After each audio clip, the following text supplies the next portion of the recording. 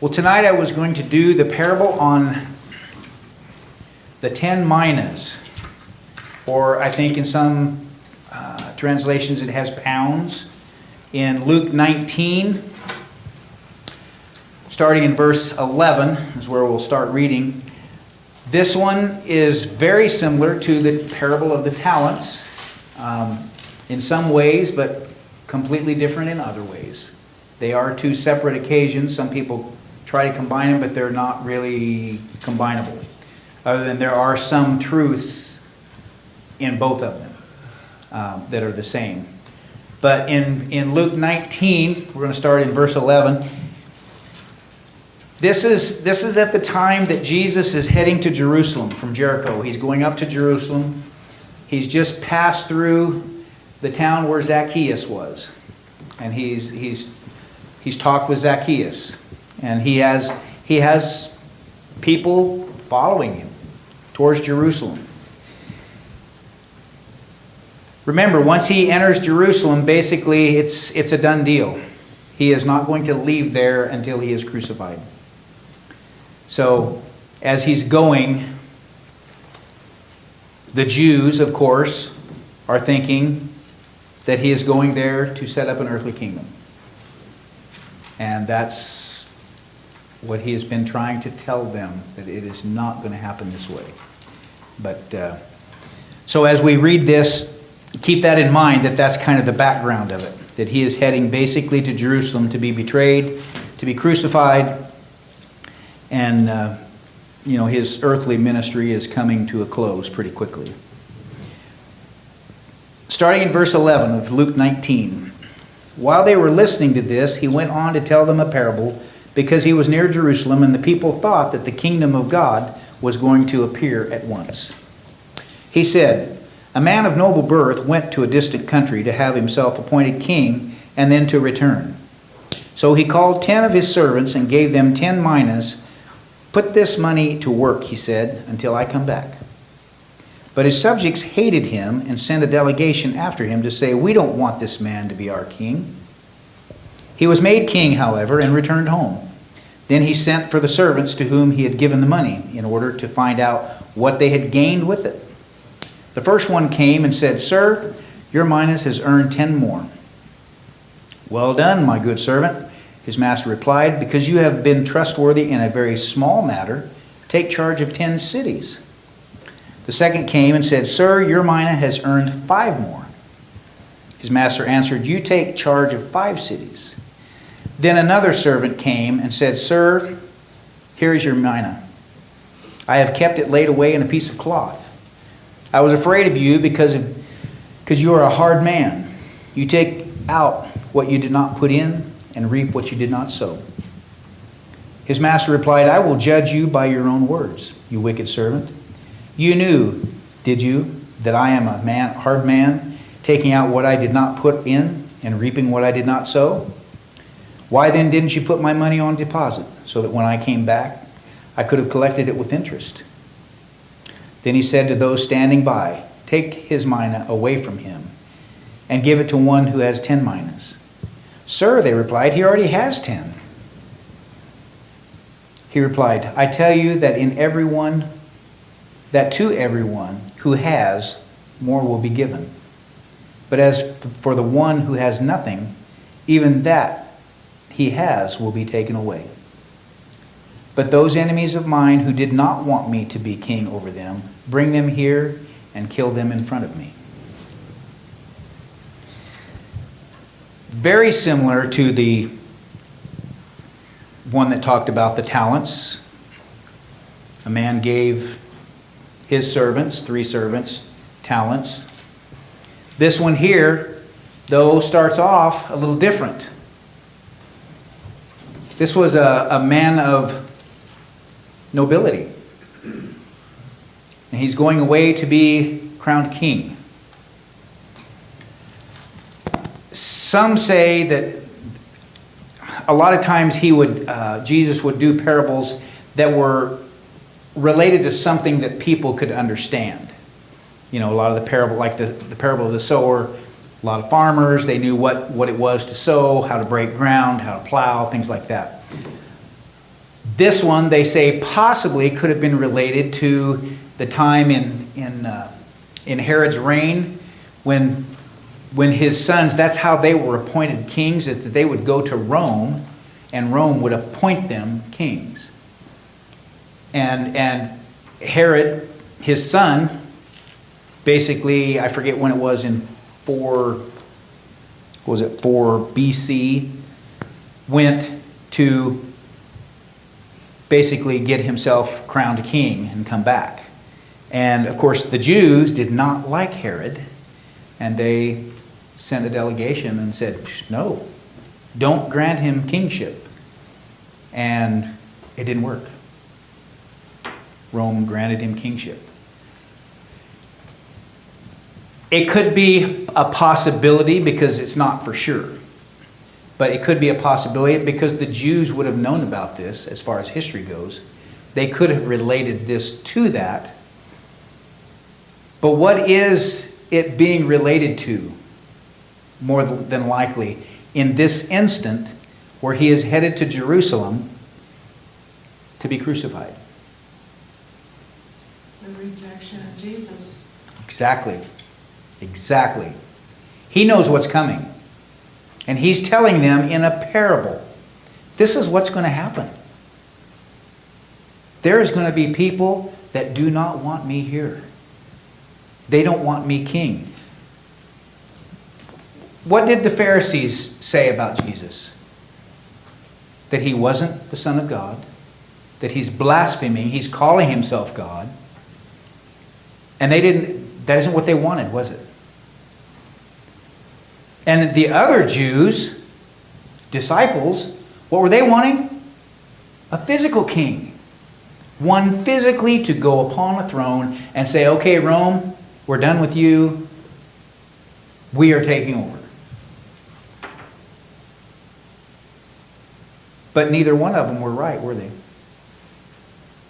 Because he came as the Son of God, and he came to establish a kingdom, but it was not an earthly kingdom. It was a heavenly kingdom. And throughout his whole ministry, did they catch on? Clear up until he died, did they catch on? He had to come back. And then it was tough for some of them to believe, wasn't it? And and I know we're all familiar with it, doubting Thomas. I'm not going to believe it unless I put my hands in the palms and put my hand in his side and everything. And what was said then? Blessed are those that believe that have not seen, that have not been with me personally. That's who we are. We haven't seen Jesus personally, have we? We haven't touched his side. One day we will. One day we will. But we still believe, and that's what he is impressed with, is those that believe. So as we look at this man of basically nobility, a man of noble birth, went to a distant country to have himself appointed king, and then returned. And before he left, he called 10 of his servants and gave them 10 minas and said, put this money to work till I come back. Now he just gave each one of them 1 mina apiece, didn't he? Now he knew these servants, I'm sure. Some of them, I think some translations say pounds. Does anybody have pounds? Pound, yep. This one is more or less speaking of money. Now I know a lot of times with the other parable in Matthew 25 of the talents, I think originally it was money, but we have kind of gotten it to the point where talents is like what we can do for God. Whether we're a good speaker or whatever, we kind of put that into the equation. Here, it's just talking about basically money. He's given them money. Now he knows his servants. He probably has several, but he gave 10 of them 1 mina apiece. Now he didn't distinguish on anything. He just says, put this money to work until I come back. He didn't give him any guidelines or anything. He said, just put it to work. But his subjects hated him and sent a delegation after him, and we don't want this man to be our king. Hubie. American Standard says, he told him, go and trade. Go and trade, yeah. Do something with it. He's basically requesting them to do something with it. What he has given them. Now then there's a delegation that's not for this king to be king, which, as we've kind of mentioned a little bit, more than likely that is the Pharisees that he is speaking of in this parable. But there is people under him, under this king, that don't want him to be king. They're saying, we're going to put a stop to this. But as we read on, it doesn't happen. He is still king. He was made king, however, and returned home, and when he sent for his servants to whom he had given the money in order to find out what they had gained with it. Now it says the first one came and said, Sir, your mina has earned 10 more. Well done, good and faithful servant. Is that what we want to hear in the end? Do we want to hear those words? Well done, good and faithful servant. Why did he say that to him? He gave him 1 mina, and what did he do? He multiplied it by 10. He utilized what was given to him, and he made more from it. And then what did he? Well done, good and faithful servant. And what did he do? He gave him 10 more minas. He gave him 10 cities. Now this is a servant we're talking about. He knew that there was potential. This person gained a huge amount, 10 times. So he gave him 10 cities for his reward. Then, as it says, the second came and said, Sir, your mina has earned 5 more. His master answered, You take charge of 5 cities. Now, it doesn't say this, but I'm sure that he said, Well done, good and faithful servant. Because he did. Then another servant came and said, Sir, here's your mina. I have kept it laid away in a piece of cloth. I was afraid of you because you're a hard man. It was kind of interesting because in my study of this, during different commentaries and that, he put the mina away in a cloth. Now at that time, the cloth, and I can attest to this, the cloth was used to wipe the sweat from your brow when you're working. He put it away in the cloth. He wasn't using the cloth to wipe the sweat away from his brow. He wasn't working. He didn't work. He didn't do anything with the mina other than just wrap it up. I'm going to keep this. Joe. Well, kind of interesting because he was talking about in Matthew the talents. When he explains about the worthless slave there, then he goes into the judgment, but he talks about when he was hungry and thirsty, and then he says, he talked about, you didn't do to the least of them. I mean, so basically he said, then get away from me. Right. He says the same thing, but he goes in to tell them how they are to serve him. You're to, right. Do To the do. least of these like you're doing it to Exactly. Because he says on the end of that, he says, truly I say to you, to the extent that you did not do it to one of the least of these, you did not do it to me. These will go away into eternal punishment, the righteous into eternal life. So he's condemning them for not doing what he told them to do. Right. That's in the one in Matthew. Yes. That's talking about the talents. Challenge. So it's kind of like you're saying, it's similar as far as like he's telling him, you worthless slave, and Right. get away from me, and Well, I think he told him he was a lazy, in the one about the talents, he was a lazy, worthless slave, was it? let's see. Throughout the worthless slave, Yeah, into worthless. outer darkness. Some say lazy. But here, in this one, he said, you are a hard man. You take out what you did not put in and reap what you did not sow. His master replied, I will judge you by your own words, you wicked servant. And then he repeats back to him, you knew, did you, that I am a hard man, taking out what I did not put in and reaping what I did not sow. He's repeating it back to him. What the servant just said, he's repeating it back to him He as did a... say in 26, lazy slave. Right. In Matthew. In Matthew. Mhm. And he said, okay, you're going to be judged by the words, by your own words. Why then didn't you put my money on deposit so that when I came back, I could have collected it with interest? I know previously we've had the parable about interest, where the Jews were not allowed to collect interest from others. But the banks were the Gentiles. And he could have put it with them and earned interest. But he didn't even do that. He just kept it in his handkerchief and figured, he's a tough one, so I'm just going to give it back to him. Then he said to those standing by, take his mina away from him and give it to one who has 10 minas. Was there any retribution? The king there? I mean, as Jill pointed out in the other one, he said, you lazy, worthless servant.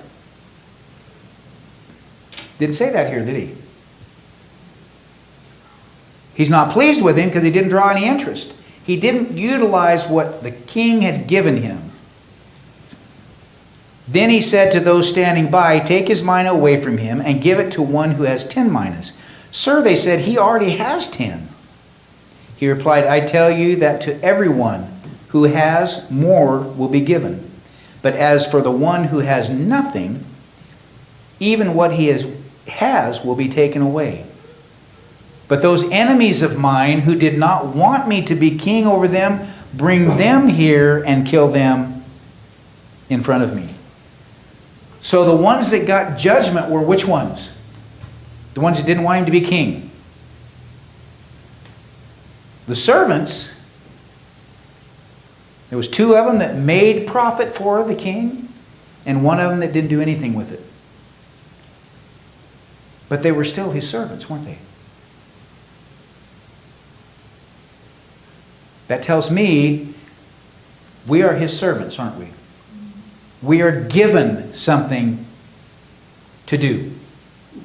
He tells us, I'm giving you, in this case it was a coin or whatever. But he's giving us something to do as his servants, as his disciples. He had disciples with him, and he wanted them to do things, and they just could not get it locked in. He's doing the same thing with us here. Through this parable, he's telling us, you are my servants. I'm giving you something to do. Multiply it. Work it. Trade, as Hubie's Bible says. Go out and trade. Do something with it. Make it profitable for the king. June. In verse 14, it says the citizens hated him. The 2 that prospered, they were workers, they obeyed him. That's what we're supposed to do. Exactly. The 3rd one tried to turn it on him and blame somebody else. Exactly. Instead of taking the responsibility. Yep. Like a lot of us do today, Mhm. you know. Yep. But what he did, the 3rd one, is, if you see up there in the other verses, it says that he let the others take him and punish him, Mhm. which is kind of important because they agreed or they wouldn't have done it, Right. you know. So when we are given something to do, by God, how are we going to utilize it? Are we going to trade? Are we going to profit the king some way with it? Or, as June said, are we just going to hide it away and then blame God? Well, God, you knew I couldn't do this. I mean, why would you even think that I could go out and save someone from hell? Why would you think that? Put it back on him. You're a hard God. How many people have you heard, even Christians, man, he's a hard God. Why did he let this happen? He should be a loving God. Everything should be good, right? Everything that comes our way should be good. We shouldn't have sickness. We shouldn't have disease. It should all be good because he loves us and we're his servants, right? But he is a hard God, isn't he? Sometimes he is a hard God. A just God. Exactly. But this servant didn't think he was just, did he? He said, you're a hard God, and you sow and you reap where you didn't sow, you take where you didn't put in. And there's a lot of people today that think that's what God is. And sometimes when Satan pushes us as far as he possibly can, we get those little thoughts in our mind, don't we? Joe. Well, go back to the beginning. People don't understand this. They don't understand what happened in the beginning. Adam and Eve chose basically the prince of this world. Mm-hmm. So it's on us. Yep. It's a choice. It's like we have to realize that we're in this war because of what happened in the beginning. Right. And they chose, they had, just like Josh was saying, after they took of that through the good and evil, then from that point on they had to make a choice. Exactly. Before they wouldn't have had to make a choice. God made the choice for them. He said, you can eat of any tree in the garden except one. Just one. Don't eat of this tree. They didn't have to make a choice at all, did they? They could have eaten any of them. If they would have just not eaten from that one. And from that point on, they had to make... Then they had to make choices of... And they knew good and evil. And they had to make a choice. And how many times did mankind choose evil? When you look at the whole, from beginning to now, how easy is it to choose evil? How easy? I mean, Satan's got it out there right in front of our eyes and saying, hey, this is good. You're going to like this. It's exactly how it happened in the beginning. Oh, you surely will not die. He lied to you. You're not going to die. It's good fruit. It's sweet. And that's exactly how he does it today. That those things out there are good for you. You're going to enjoy them. It's going to satisfy your senses. You'll become like God, basically. Yeah. The knowledge of God. So, those that opposed him, he dealt with them, didn't he? I want them killed in front of me. But we still have the servants. Some did good, and some did not do good. Now, it only says 3 of them. Now, I don't know why he didn't. He gave it to 10 of them. And I don't know what the other servants, it doesn't really say how they did. But it does, it's kind of ironic that he picked 3 of them out of the 10. And in Matthew 25, there were 3 there. And basically it was kind of the same thing. He gave 3 to 1 because he was more trustworthy. In the one in 25 where it talks of the talents, he had 3 servants. And he gave 3 to 1, 2 to 1, and 1 to 1. Okay, he knew his servants. And he knew This one is more responsible. This one, maybe a little less, this one a little less. Because he distributed differently. It wasn't even. This man just had servants. He didn't pick one out as being more responsible than the other. He just picked out 10 and said, here it is. He didn't give these servants a huge amount of money. If we look, what he gave here, the mina or the pound, is, I think each one was like 3 months' labor worth. But if we go back and look at where the talents, what was given there, we're talking quite a bit more. And he gave them, because he was going to be gone, he basically gave those 3 his livelihood. Or whatever he was leaving behind, he split it 3 ways. One got 3, one got 2, one got 1. This king here, he's just got 10 servants. He's just going to give them X amount. When we look at how much was made, are we comparing that to what he has given us? Because we would be one of these servants. We're all given something. All of us. How we work with that, what we do with it, do we truly take into consideration, are we doing enough? Do we have a tendency to, I don't want to mess with this. I don't want to disturb it. I don't want to take a chance of actually losing it. So I'm just going to hide it in my handkerchief. That way then won't have to worry. And yet the others, they took a chance, didn't they? Or let's don't say they took a chance. Let's say they made the choice of being obedient and saying, when he says, trade, make me some money with this, they made the choice that we're going to do that.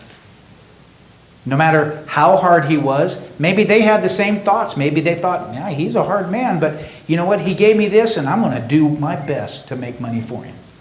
Frank? You know, we could relate this to the Great Commission. We could look at the Great Commission and see, are we attending to business as God indicated to us that we must? Right. And if we're not, we better change our ways. Yep. Always refer back to June's brother, how he was able to convert through teaching. Right. I don't know, 25, 35, maybe more people. Did he obey the Great Commandment? Yep. Obviously he did. Are we obeying that Great Commandment? We can do it. Yep. We've got speech, got mouth, we can talk to people, but we must not pass up the opportunities Right. to do that. Because that is the one thing that we are all, as Christians, given, isn't it? The Great Commission. Yes. We're all given that. Go into all, that's what he told his disciples, go into all the world. Okay, we're all given that. Same as in this parable. They were all given the same thing. If we go to the one in the talents, there's some that were given more than others. Now there are some that are really good at preaching. There's some that are really good at teaching. There's some that are really good at exhorting, at being compassionate, at being giving. Some have, it seems like they got it all. How in the world do they do this? You know, I mean, it's just like they fit in whatever thing. I think that's what he's talking about in the parable of the talents. That there are some, it says some are given to teachers. Some are given to be evangelists. And I think that's the thing. There are some that are given more things and more responsibility. And that's why the one with the one talent came back and said the same thing. You're a hard one. You know, what'd he say? You lazy, worthless servant. And where did he get to go? Basically the same place that the ones that rejected the king here go to. But yet, go ahead, Frank. Jason, at one time, and he's made, had many lessons on what man can do to satisfy the need that God requests of us. Mhm. Not everybody has a speech that they can go and talk to people and Right. convert, Mhm. but they can bring people in, Yep, absolutely. introduce them to the church, Yep. and that's a big one. Mhm. It is. Some people have a way of just being able to relate to people. I have to say, I don't know of anybody that's better than Jill as far as relating to someone that she has no clue who it is. I'm better than Jill. But I don't know, Tony, I'm Just saying, I'm just. but she can start a conversation with a total stranger. And yet it eventually comes around to God. It eventually comes around to God. What has happened in her life, why she's where she's at right now, because of the things that have happened in her life, and only God could have made her come through those in this way. That's part of it, isn't it? I mean, we're all given the Great Commission, but she has a little extra talent there. And she utilizes it. Now, if she took that talent and used it to gossip in a ladies' group, that would do no good, would it? It'd do no good. But she's using it to further the kingdom. And I think that's what is important here, is any kind of a talent that we have. We've all been given the Great Commission to do. But any kind of a talent we can add to that, we need to utilize it. Because if we don't, we're not going to hear, well done, good and faithful servant. June and then Jill. In verse 14, back to the parable, it says, we will not let this man reign over us. Yep. Then you look in verse 27, but these mine enemies, these were his enemies over them, said this would, but these mine enemies that would not that I should reign over them, Yep. bring them hither and slay them before me. And if you take this and you compare it to Jesus and the apostles, Mhm. he gave them assignments. He gave them things to do. Yep. These three people were given an assignment, and two of them did successful, and the third one failed. Yep. He was destroyed. That was the day of judgment for him. Mhm. Yep. One of your lessons, excuse me for interrupting. Go ahead. One of your lessons on positive. You know, we can think positive and it'll help us in long ways. Yep. We can meet people. We may not know them from Bo Diddley, Mhm. but if we ask them, you know, do you go to church? Yep. And they reply, well, yes. And we can ask them further, well, where do you attend service? Right. And you can get the ball rolling Yep. where it could pay off. Yep. Yep. Jill. Well, the thing of it is, yes, I have the opportunity with Dion, but I have to follow through with that. Exactly. This is kind of to go back to this. Mhm. Maybe God gave me the opportunity with this Dion, Right. but I have to, Exactly. I have to follow through and. The coin's been given to you. What are you going to do with The it? coin's been given to me. I mean, So she's already initiated the contact. Okay, if you do nothing with it, it's just like taking that coin and putting it in the handkerchief. Like this, and I'm just going to keep that in there. I'm not going to do anything with it. Because I might fail. Or the biggest thing that Satan's done is he makes you busy. Oh yeah, keep you too I'm gonna busy. do it tomorrow, I'll do it tomorrow, I'll do it It's tomorrow. easy But to no, say no. tomorrow. And as that song says, tomorrow never comes. Have you ever lived in tomorrow? Because when tomorrow comes, it's today, right? So tomorrow never comes. So we go have coffee. Yep, The bar walking down Main Street said, free beer tomorrow. exactly. And tomorrow's never, today's not tomorrow. Just be the same sign every day. But remember, when it talks about there, and I'll close with this because we're out of time. Let's see, where was it at?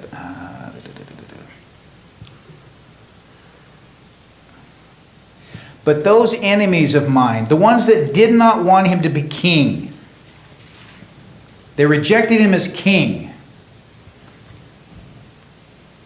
They were killed before him. Bring him here and kill him. Remember at the crucifixion what the Jews said? Who's your king? Isn't he your king? Isn't he the king of the Jews? What'd they say? No. Caesar is our king. He is not the king. He is not our king. Rejection. They did not want him as king. The Jews did not want him as king. That goes right along with this, doesn't it? And what's he going to do with those people? Can you imagine how many were at the foot of the cross, jeering at him? You got what you deserve. Think you're the Son of God. Come down off the cross if you are. Can you imagine being in that crowd? It would be extremely tough to be in that crowd, knowing that that is your king, understanding that there is a heavenly kingdom that he had been talking about. But how many truly understood that? Even his disciples. Even his mother. Do you think she fully understood? I'm sure she had a whole lot more inkling because she was his mother. She birthed him. But still, do you think she had a full understanding that, oh yeah, I understand exactly what he's saying here. The earth, this is not an earthly kingdom he's talking of. It's a spiritual one. The disciples, what'd they do? They ran. Our plans are all foiled. Our king that we were going to put on a throne, an earthly throne here, is hanging on a cross. And they left. No one to take his place. Now what do we do? But yet, he came back after 3 days, and he appeared to them as well as many others.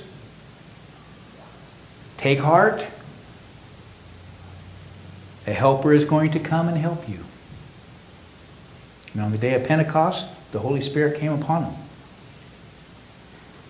And that is, whew, I can't imagine going through all of that, seeing the crucifixion and everything, and then seeing him in person, and then saying, okay, somebody's coming to help you, and then that happens. Whew. No wonder Peter was on fire with that first sermon. I mean, can you imagine having that? And the hope then of going on from there, knowing that you're going to be persecuted, knowing that you're not going to probably face a very pleasant death because of the way you believe. But after that, did they shrink? Did they say, no, no, no? They multiplied it. They multiplied it and multiplied it more. Jill. Well, just real quick, because in that same, in 20, he does talk to the Sadducees, because they don't believe in the resurrection. Mhm. So he does talk to them about it. He says that the God of Abraham, the God of Isaac, and the God of Jacob. Now, he's not the God of the dead, but of the living, for all live to him. Mm-hmm. So he did, I mean, even with the apostles, but I think just, He tried to convince everyone, didn't he? He didn't pick out, he tried to convince the Pharisees. Just look at the prophecies. Just understand, but they were so stuck in their way that they were not going to believe anything, were they? Now it does say a few Pharisees did believe. I think maybe Nicodemus did. Don't know for sure, but hopefully I'll get to ask him. And say, man, what was going through your mind? I mean, I would imagine there was lots of things going on there, what you were raised with, what you were taught, what tradition was, and then this man comes and he presents a whole new deal. I can imagine the confusion that went through his mind. And it would be the same thing today. People that have not a clue. And you present something like this to them and they think, well, you guys are wacko. What do you think? What are you believing in here? But we have the truth. This has not changed since the beginning. I mean, it was printed, I think the first printing press was like 1400 something. That's when it was printed. But all of this has not changed since the beginning. And as the word says, there is nothing new under the sun. Nothing is going to happen that has not already been said here. And the one thing that I know for sure as a fact is that he is coming again. He is coming again to take his followers with him.